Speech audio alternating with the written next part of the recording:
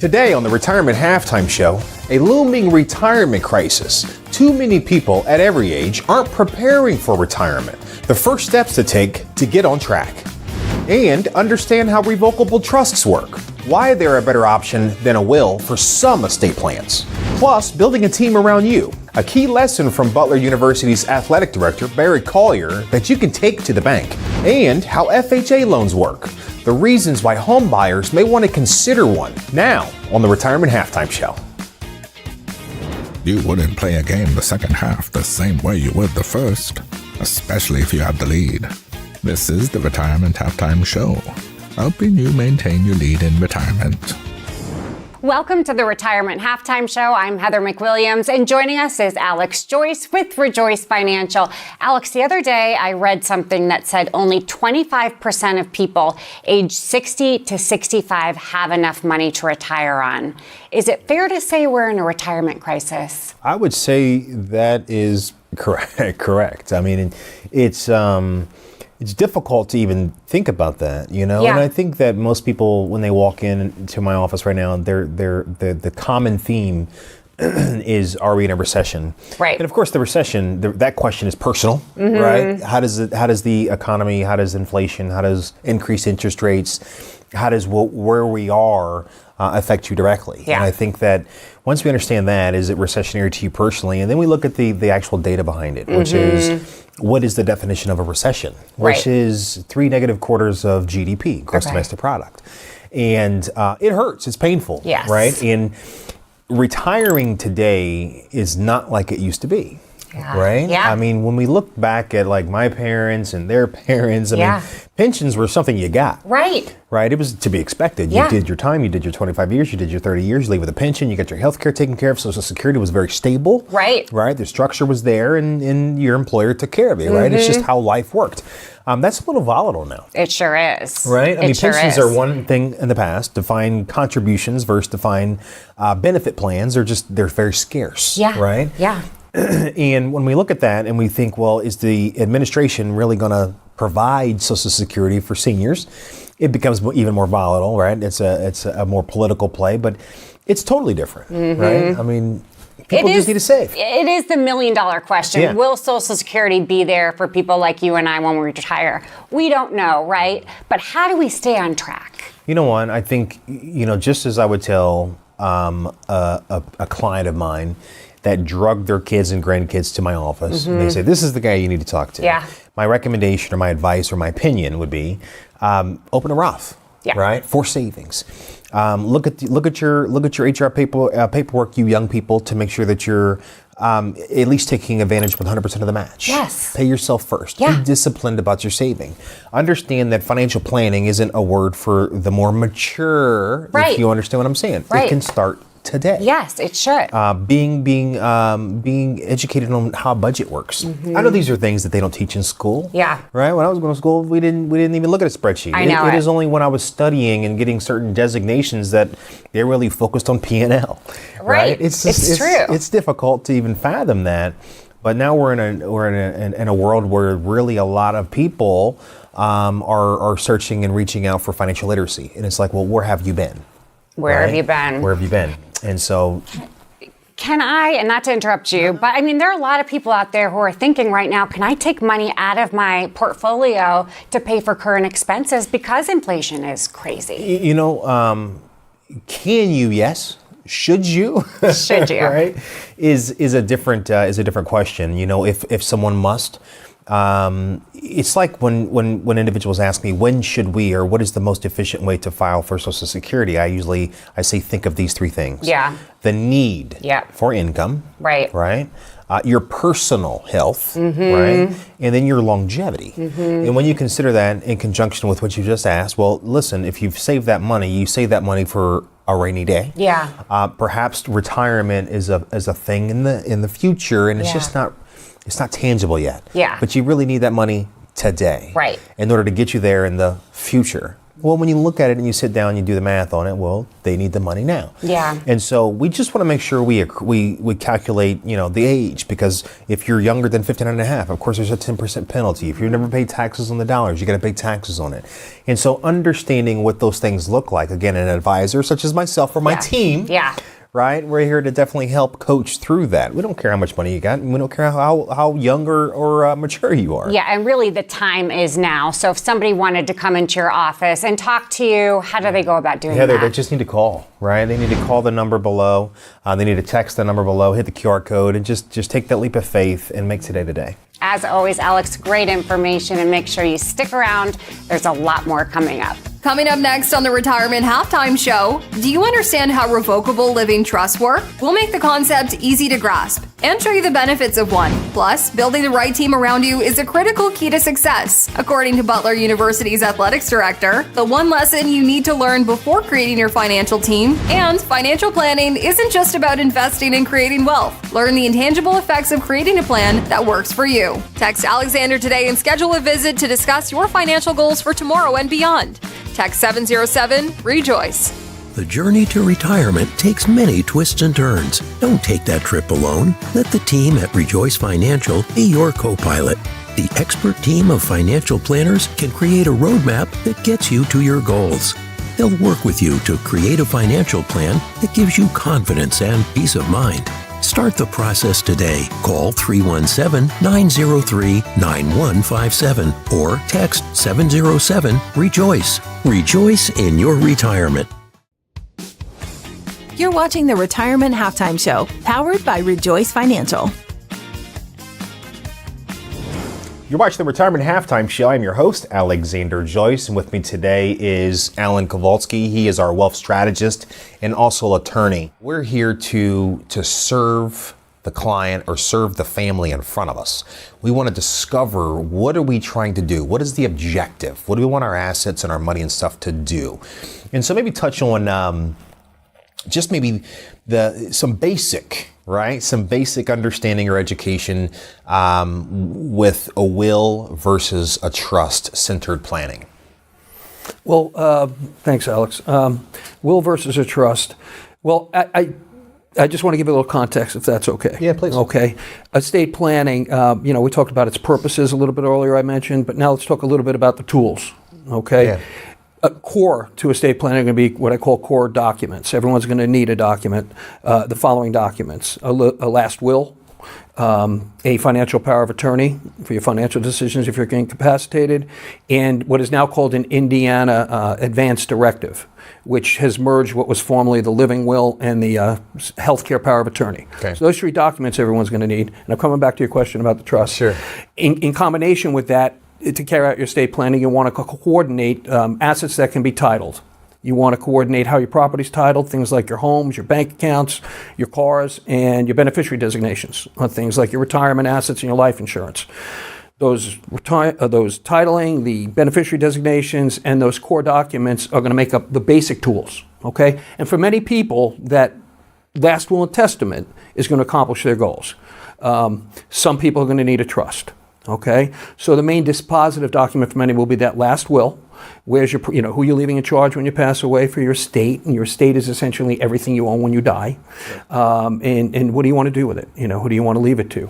There are, I don't know how far you want me to get into this at this point, but a trust in this context is a potential fourth core document, is a revokable living trust I'm talking about, because trusts come in a myriad of forms, don't they? For hundreds if not thousands of purposes, okay? Right. So to narrow it down for this education, the fourth core document that we're generally considering for clients is a revokable living trust. And what does that mean?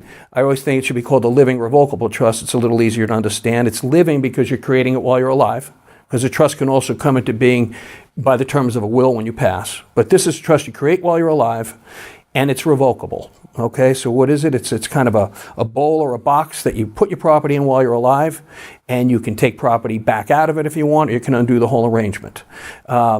I don't know how much you want me to get into at this point, the reasons you would need a trust in addition to a will, or...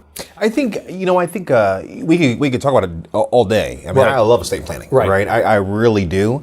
And I think that it is something in our practice that, again, you have to ask yourself, and our viewers have to ask themselves where they are in life, right? Does this topic relate to any of the where they're at in terms of a situation, right? Not necessarily aging, right? But perhaps, as you just mentioned, maybe they have.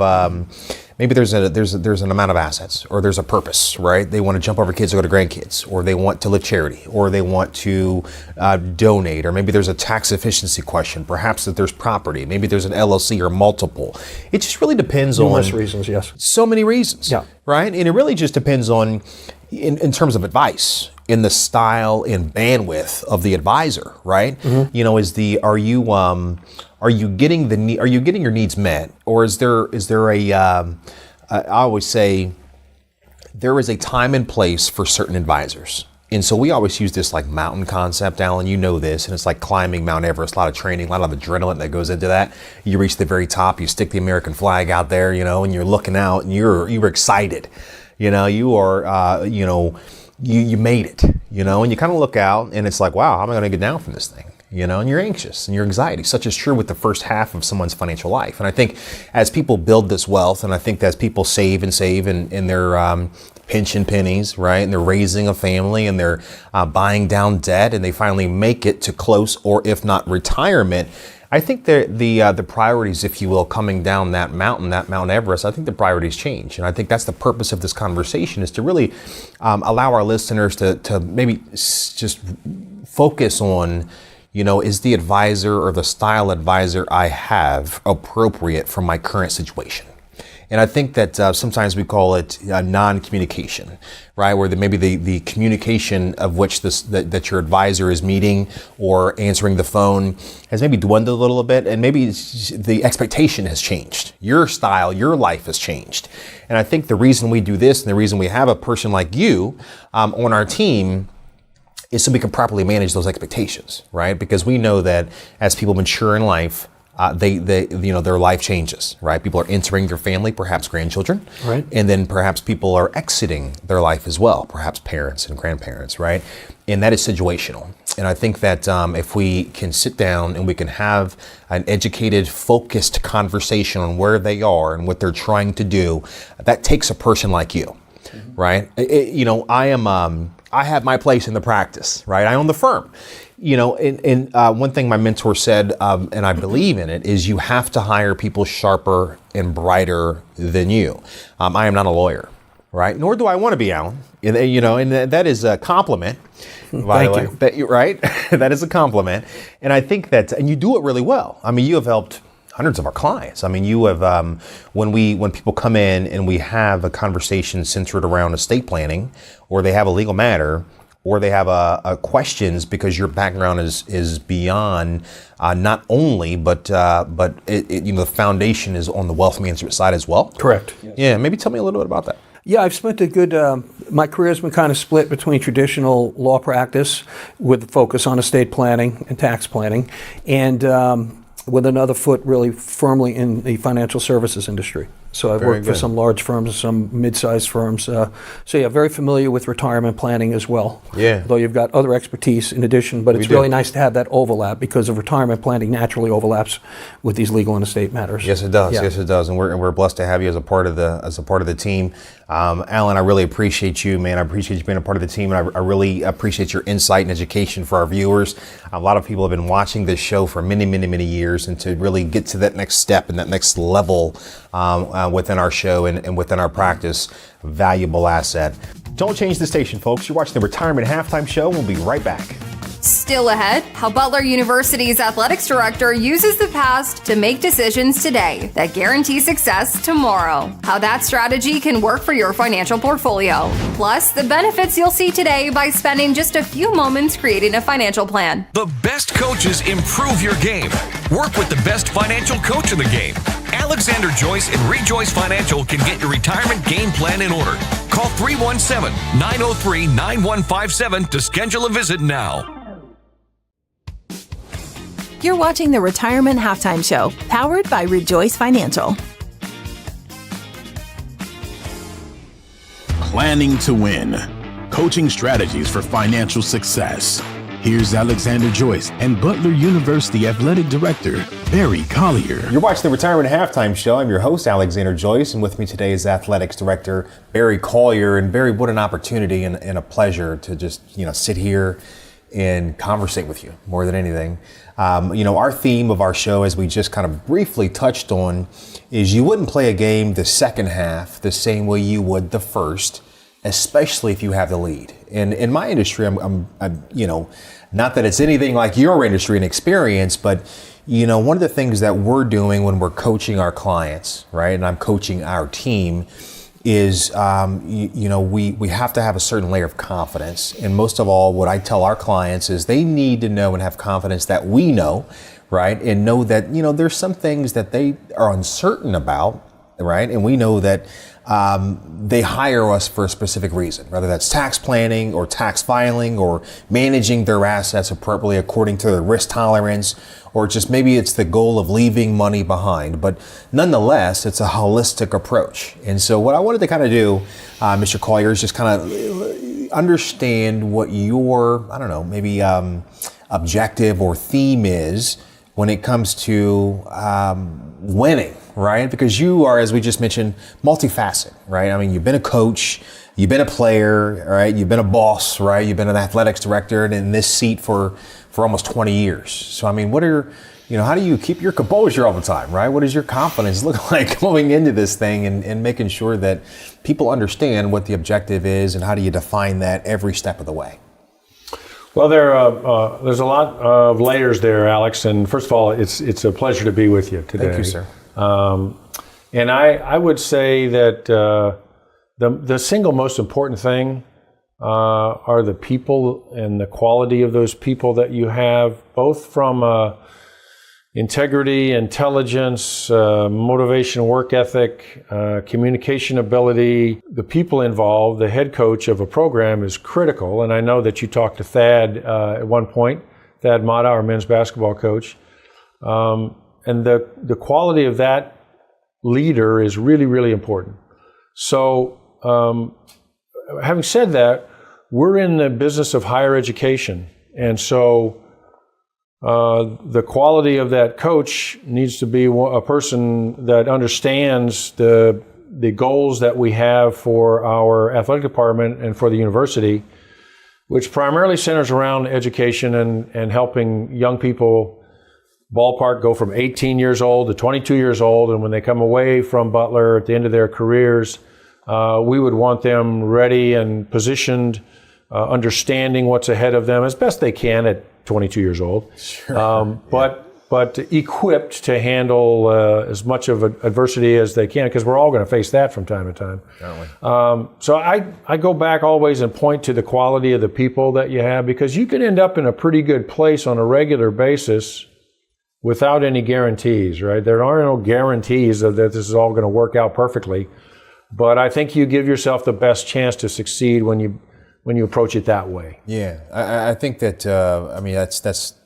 that's interesting you say that, because one of the things we try to do with our clients, and they expect results, just like you do, right? I mean, just like your head coach does. I mean, you're overseeing the operations in terms of athletics from, how many different departments or teams? 22 teams. 22, it's a lot of responsibility, right? And so when we think about that, personally, when I'm like, that we have a lot of clients and there's a lot of expectation, sure, and they all want results, right? And there's no guarantee.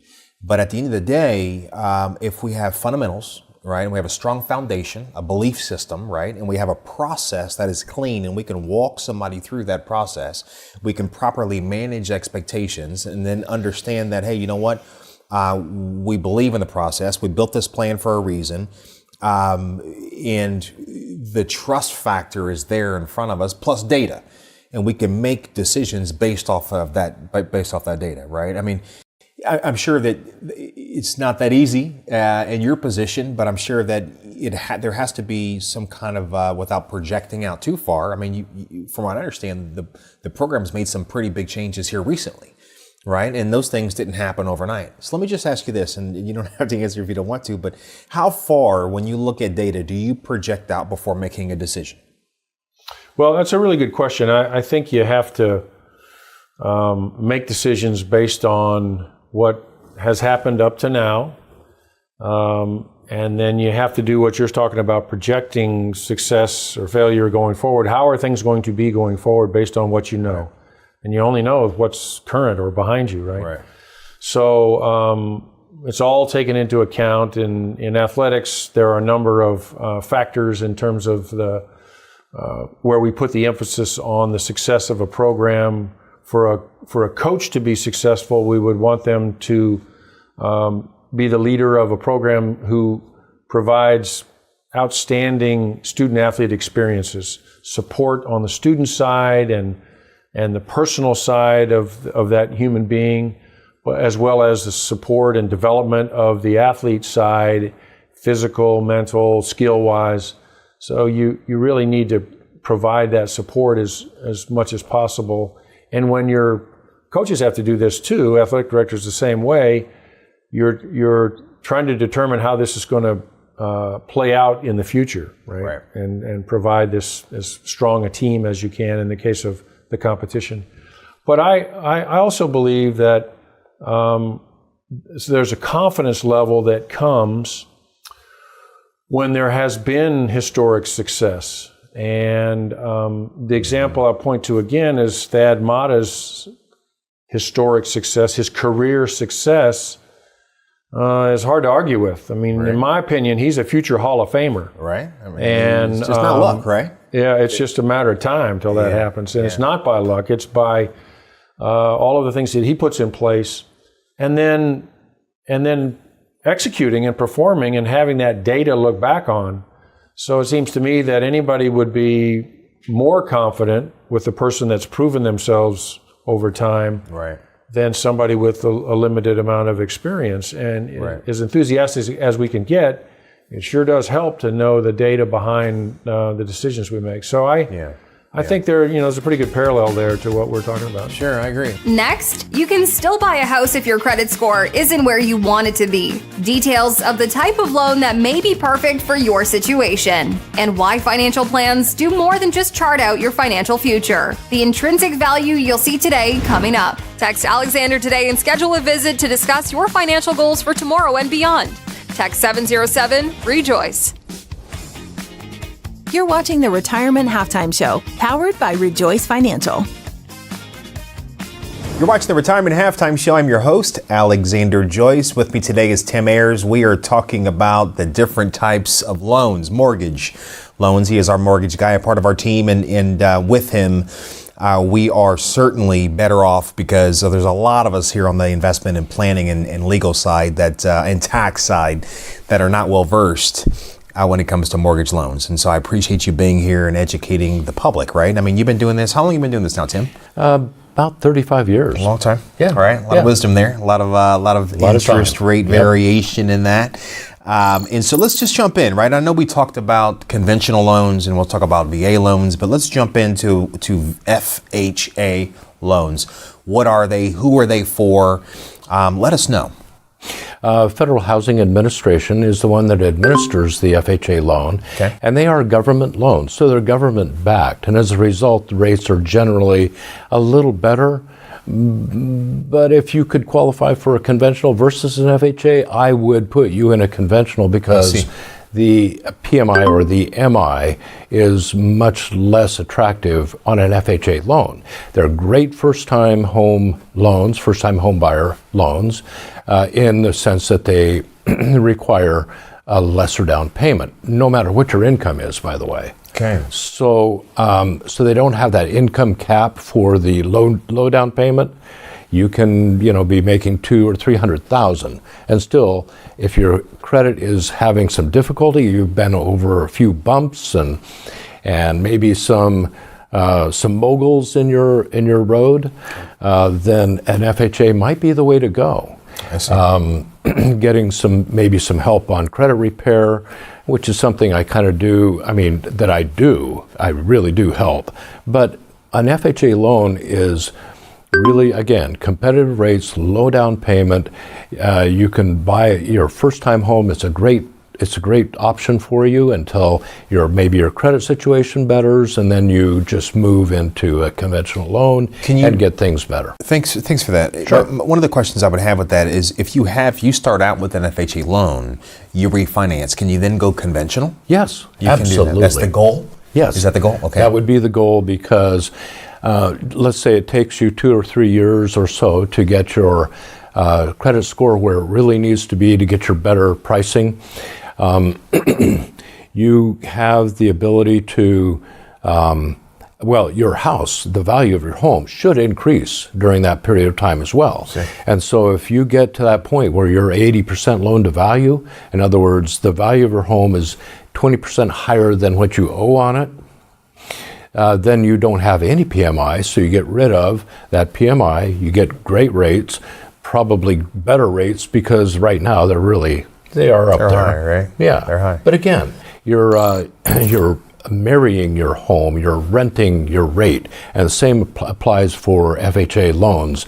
You can refi an FHA loan as well. I understand. And you can do that for debt consolidation.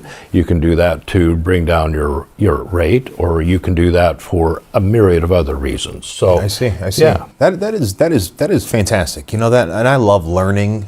and in these 5 minutes, I've learned quite a bit, especially the differences between loans. You know, when I first bought my house, I've owned lots of houses. I've invested in multiple houses. I've flipped lots of houses. I have made money in real estate, and I have lost money in real estate. And I think a lot of that has to do with being knowledgeable about the areas that you want to execute. You know, when it comes to purchasing a house, I know how to do that, and I know how to write a check for a house, right? But when it comes to getting in there, doing the work, making sure we have the efficiency inside of the house in order to make a profit, that's a little bit different. And I know we'll talk about that in terms of like refis, pulling cash out of the mortgage, and etc. So I thank you for educating us on the various types of mortgages, and I'm sure we'll get deeper as time goes on. I thank you, Tim. You're watching the Retirement Halftime Show. Stick around, folks. There's more show to come. Retirement doesn't have to be full of anxiety and fear. Alexander Joyce and a team at Rejoice Financial are the best at creating financial plans that work for your life. Come to Rejoice Financial as fast as you can and get the security that you want and that you need, and then you can relax and have your fun in retirement. Trust the experts at Rejoice Financial, just like Rhonda does. He'll say, "I've got your back," and when he says that, I know he's got my back. Take a leap of faith today. You're watching the Retirement Halftime Show, powered by Rejoice Financial.